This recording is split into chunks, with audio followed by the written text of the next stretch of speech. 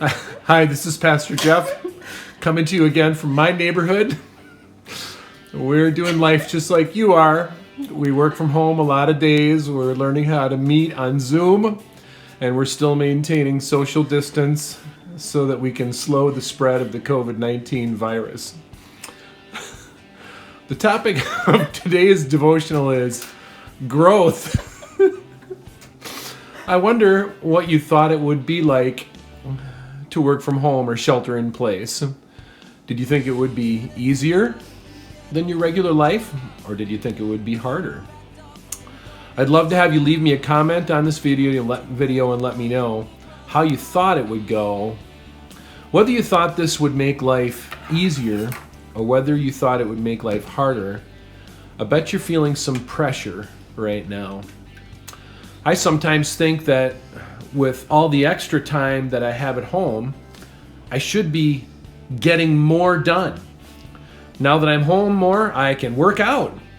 I can finally dedicate myself to getting those six-pack abs I've been wanting. I can finally clean my closet or file that ginormous pile of receipts that's been lying on the counter for months and months. I think it's interesting how our perception of this time under COVID-19 is playing out. I fear that we may be using the downtime to put more pressure on ourselves to produce, as if accomplishing more is always the answer to everything. A while back, someone drove by my house and they stopped to chat and they said, "Well, you must have a lot of time on your hands now." In fact, I don't feel like I have a lot of time on my hands. Yes, it's true. I don't have to open up the church and lead worship in person on Sundays. But learning a whole new skill set to do the same job that I've done for 30 years can actually be kind of hard and tiring. And you may be losing track of healthy boundaries between work and home. I would say for every upside, more family time, dogs get more walks, don't have to get up early on Sunday, there's a downside. You may feel like you're losing touch with things and people you love. You may feel like you're losing touch with valued traditions that are unavailable. Or your family may be getting tired of getting cooped up together. And if I could rant about just one thing, I would say, why isn't there any yeast or bread flour in the stores? The 2 times that I've had meltdowns about this situation have been when I could not find baking supplies in the stores. It makes me feel for a moment like all the things that I've taken for granted in my life, the supply chain, so to speak, could vanish in an instant. So let me ask again, what did you think that this time would be like? Is it different than you thought? Were you excited to try working from home? Or are you losing vital income? Maybe you own a small business and you've had to lay off workers about whom you care deeply. Maybe you don't have a place to shelter at all. Maybe you don't have your work from home and you have to decide every day whether you'll go to work and risk infection. And speaking of growth, one of the things that I thought I could handle was my hair. I thought to myself, I'll grow it out. I'll let it flow. No one cares what I look like right now. No one can see me. I don't need to clean up my act for Sundays or for a funeral or a wedding. I'll finally let it go free and wild.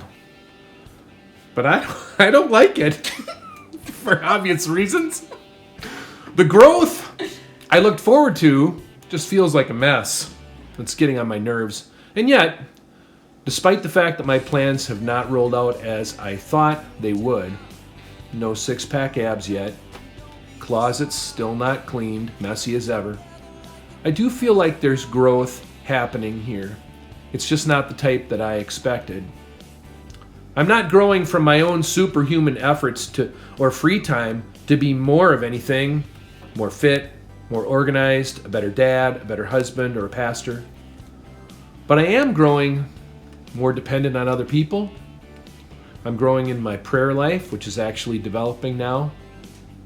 Having to stop doing my work in the way I've always done it is making me think about my work and do my work in different ways. And that could be growth for me. In John chapter 15, Jesus says, "Every branch in me that does not bear fruit, the Lord takes away. And every branch that bears fruit, God prunes it so that it may bear more fruit. Abide in me, and I in you, as the branch cannot bear fruit of itself unless it abides in the vine. So, neither can you unless you abide in me. I am the vine, you are the branches. The one who abides in me, and I in them, they bear much fruit. For apart from me, you can do nothing." Growth during this time of sheltering may not have come to you in ways that you thought it would. I know this. It won't come simply from working harder to accomplish things with the free time that you think you have now.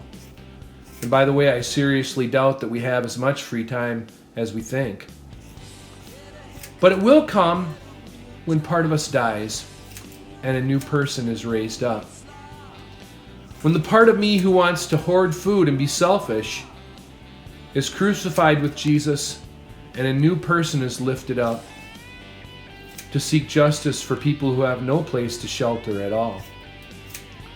When the part of me that takes yeast and flour for granted learns to trust God and maybe even do without if I need to. Like this hair that is now receiving a necessary trimming, God prunes in places where new life can then grow. Our lives are meant to be cruciform. That means that they take the shape of the one who died and rose. When you're done with this devotion today, you can read John chapter 15, verses 2 through 6, and ask yourself, how did I expect this to go? Is it different than I thought it would be? And if so, how? Is it necessary for me to accomplish more and more now? Or will something in me have to die away so a new person can rise? My son told me yesterday that this mop made me look like one of the Beatles. Accurate. I don't think that was a compliment. But sometimes pruning is necessary, I guess. Please leave me a comment and send me a message and tell me how God might be on the move in your life right now, making old things die and new things rise. We're growing together. And hey, I'm getting a home haircut. That's all from Pastor Jeff's Neighborhood. See you next time. No!